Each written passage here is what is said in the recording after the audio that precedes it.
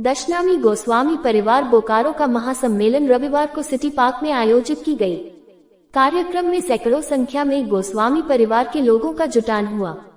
इस दौरान संगठन को मजबूत करने के साथ समाज को शिक्षित करने, दहेज प्रथा जैसे कुरीतियों को समाप्त करने, सनातन एकता पर बल देने व दीन दुखियों की मदद करने आदि का निर्णय लिया गया। संगठन के डॉक्टर भानुगिरी गोस्वामी, मिथिलेश गिरी व संपूर्णानंद भारती ने कहा कि गोस्वामी समाज को राजनीतिक क्षेत्र में सम्मान नहीं मिल रहा है। कहा कि शिक्षा से ही समाज का विकास हो सकता है, इसलिए बच्चों की शिक्षा पर ध्यान दें। गोस्वामी ने कहा कि इस तरह के आयोजन का मुख्य उद्देश्य समाज को एकजुट करना और रिश्ते ढूंढने में होने वाले फिजूल खर्च को रोकना है। कमजोर वर्ग के बच्चों की पढ़ाई में मदद करने का प्रस्ताव रखा। साथ ही उन्होंने आर्थिक बोझ बढ़ाने वाले रीति रिवाज को भी खत्म करने की बात कही। इस पर समाज के लोगों ने अपनी सहमति दी। यहाँ समाज के उत्थान, छात्रावास का निर्माण, बच्चों की शिक्षा और संस्कृति से जोड़ते हुए देश के विकास में भागीदार बनने पर चर्चा की गई। कहा कि गोस्वामी समाज अपनी मेहनत और लगन से निरंतर आगे बढ़ रहा है। गोस्वामी समाज के परिवार आदर्श प्रस्तुत कर रहे हैं। कहा कि गोस्वामी समाज के संस्कार के कारण आज राष्ट्र निर्माण में हम महत्वपूर्ण भूमिका निभा रहे हैं। कार्यक्रम के दौरान समाज के उन लोगों का सम्मान भी किया गया जिन्होंने अलग अलग क्षेत्रों में उत्कृष्ट काम किया है। इस दौरान अनीता गिरी, प्रियंका गिरी, शोभा देवी, राजेश भारती, एनके विद्यार्थी, आर.के. गिरी, रंजन गिरी, नीरजानंद गिरी, निकेश गिरी, धीरज गिरी, बीना पुरी, नंदिता गिरी सहित सैकड़ों उपस्थित थे। अच्छा, अनिका गिरी आप वाले, तुम अनिका हो, क्या नाम है तुम्हारा? हाँ लो बोलो बेटा। सुप्रभात, मेरा नाम अनिका गिरी है। मैं महेश गिरी की बेटी हूँ। आज मैं यहाँ पे खड़ी हूँ एक गाना गाने के लिए अपने पापा के बारे में। उंगली थामे चलना तूने सिखाया था, खुद की जरूरत त्याग के मेरी खुशियों को। पापा तुमने अपना संसार बनाया था, पाँव दुखे तो कांधे पर बिठाया था। तेरा नाम मेरी पहचान, मेरे पापा मेरा संसार है। नाम तेरा पहचान मेरी, ओ मेरे पापा मेरा संसार है। सर पर तेरा हाथ, तेरा ही साया है। दुनिया की हर खुशी तूने मुझे दिलाई है। रौनक मैं पापा तेरे ही आंगन की। मेरी जिद से पहले सब कुछ मुझे दिलाया है। नाम तेरा पहचान मेरी। उम्मीदों के लिए कोई डाली नहीं होती, और जो झुक जाए अपने माँ बाप के चरणों में, उनकी झोली कभी खाली नहीं होती। धन्यवाद, बहुत बहुत धन्यवाद सम्मान के लिए। आज है अब आए अतिथियों में सरताज है। देव की भांति अर्पण करे आज हम। स्वागतम स्वागतम स्वागतम स्वागतम मन की वीणा। तो छोटी सी कविता से मैं उनका थोड़ा सा प्यार के बारे में बताना चाहूंगी और आशा करती हूँ आप लोगों को अच्छा लगे। कभी अभिमान तो कभी स्वाभिमान है पिता, कभी अभिमान तो कभी स्वाभिमान है पिता। कभी धरती तो कभी आसमान है पिता। माँ अगर देती है जन्म हमें, और जिनके नाम से पहचाना जाता है वो है पिता। माँ अगर हमें पैरों से चलना सिखाती है तो हमें पैरों पे खड़ा होना सिखाता है पिता। माँ अगर रसोई है तो जिससे घर चलता है वो राशन है पिता।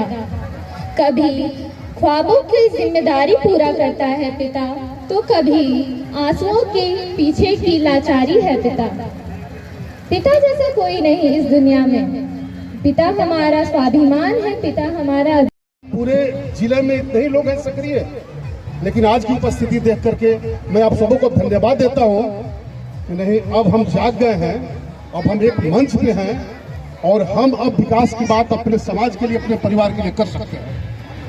इसमें जो बातें सामने आई, जो हमारे बुजुर्गों ने कहा अपने तजुर्बे के हिसाब से, अपने पैसे के हिसाब से, जिसमें सर्वोपरि ये था कि हम अपने बच्चों को शिक्षित बनाएं। और मैं समझता हूँ कि इस पर सभी हमारे गार्जियन का ध्यान है। इसके बावजूद मैं विशेष रूप से आग्रह करूंगा कि हम ये वचन देते हैं अपने पूरे परिवार की तरफ से कि कोई भी समाज का बच्चा अगर आर्थिक रूप से पढ़ाई में कहीं कमजोरी महसूस कर रहा हो तो उसको ये समाज मदद करेगा। ये मैं जुबान देता हूँ आप सबको। मैं भी चाहता हूँ और आप सबसे विनम्र करबद्ध प्रार्थना करता हूँ कि अपने समाज के जो लोग जो जिस तरह से जुनून का प्रदर्शन कर रहे हैं, समाज को जोड़ने के लिए काम कर रहे हैं, समाज की सेवा के लिए आगे आ रहे हैं। कई उदाहरण आपके सामने आया होगा हाल के दिनों में कि किस तरह से बोकारो जिले को हम कहें, बोकारो में खास तौर से इन लोगों ने बढ़ चढ़ करके सहयोग किया और कई लोगों को जीवन देने का भी काम किया।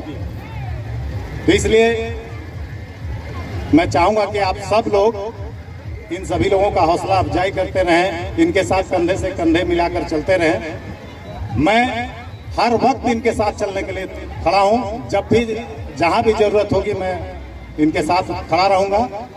आपसे भी गुजारिश है कि आप सब भी इनके साथ खड़े रहें, इनसे इनको सहयोग करने की कृपा करें।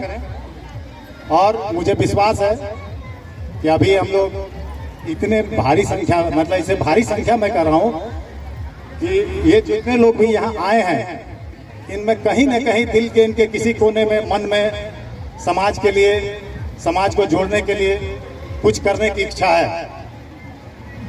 तो अब जरूरत है और सब कोई आगे आवे, एक दूसरे का हाथ बढ़ाए।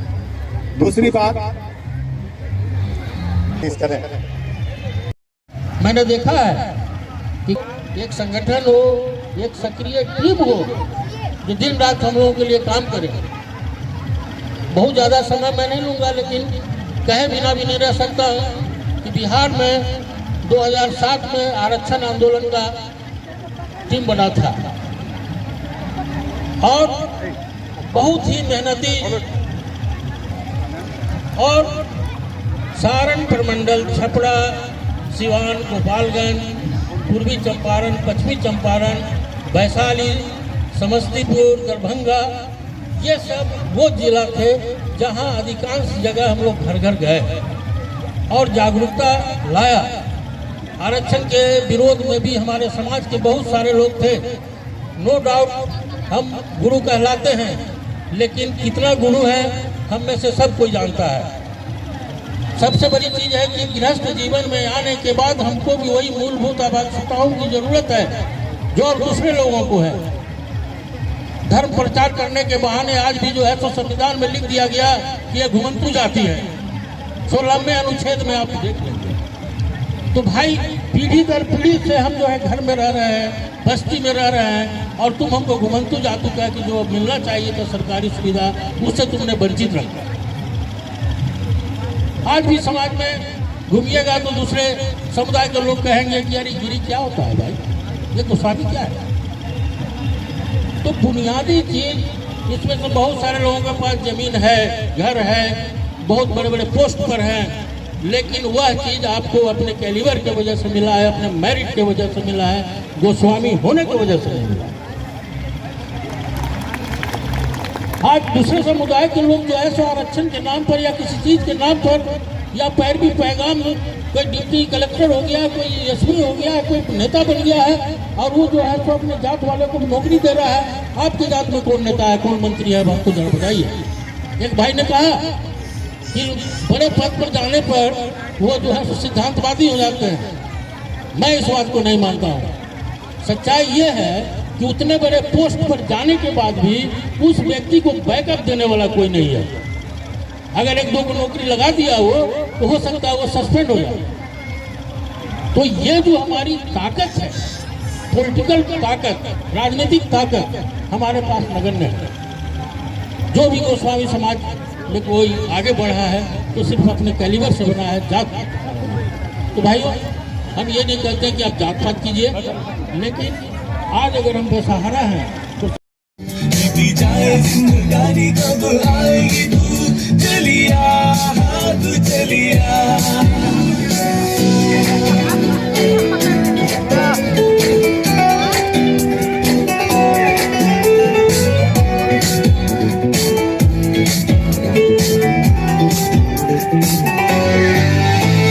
प्यार की गलियां, बागों की कलियां, सब रंग रलियां पूछ रही है।